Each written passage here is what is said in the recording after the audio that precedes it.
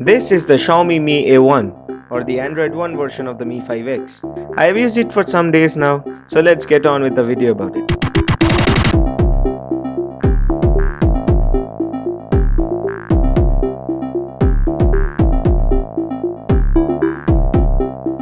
Let's start with the build quality, which is pretty nice on this phone. It has a metal unibody with a 2.5D Gorilla Glass. It has a USB Type-C connector and also an IR blaster on top.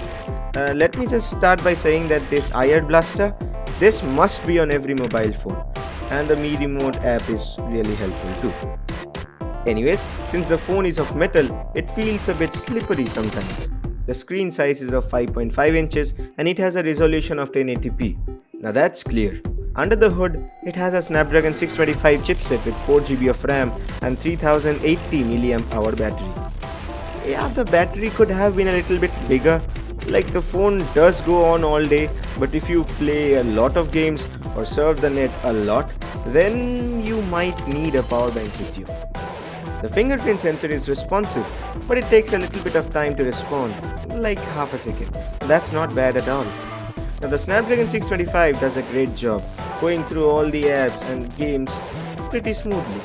Now, since it is running on stock Android and getting regular updates, like I've got 2 so far in a week, there is no lag in the day-to-day processes. The screen quality is very good and it is fairly visible on broad daylight. Now, as you can see, the shots are taken outdoors and the day was pretty bright too. The speaker quality is also very good. The output is loud and clear.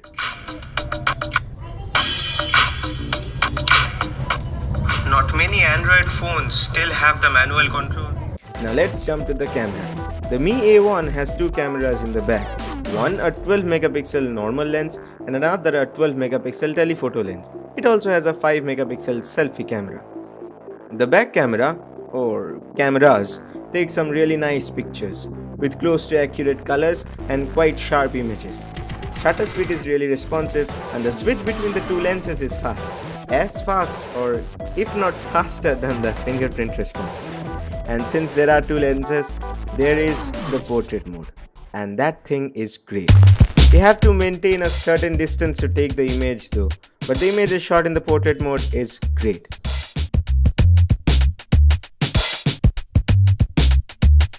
Now, all these things that I said about the camera, all of them holds while the light is sufficient.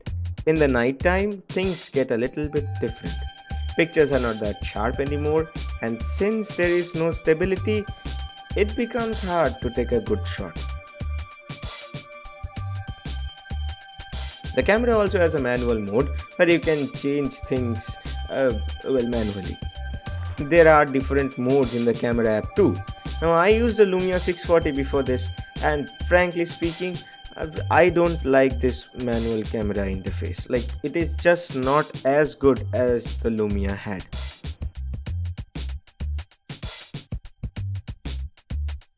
And now comes the video. Watch a clip yourself. So this sample is being recorded from the back camera of the Mi A1. Now this footage is of 1080p. Expect a very... wait, just a second. These birds are sitting very nicely. Anyways, expect a very shaky image as this thing does not have any stabilization, any form of stabilization. You name it, it isn't here. So this is the 1080p footage from the back camera of the Mi A1. This is from the front camera of the Mi A1. It has a 5 megapixel front camera. It is also being recorded, I think, on full HD, that is 1080p.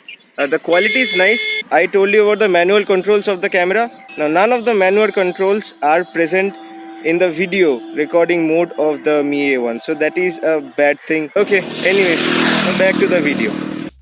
Now here's the stabilized version of the same video that you just saw, and you can see the difference it makes.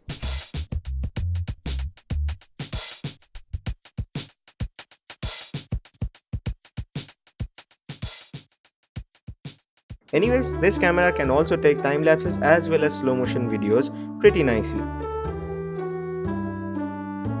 So some software updates about the camera stability and a better camera interface will be highly obliged.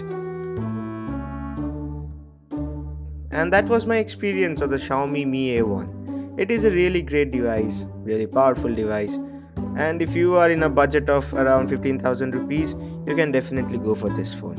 And that's it for this video too. Thank you for watching. We'll see you next time.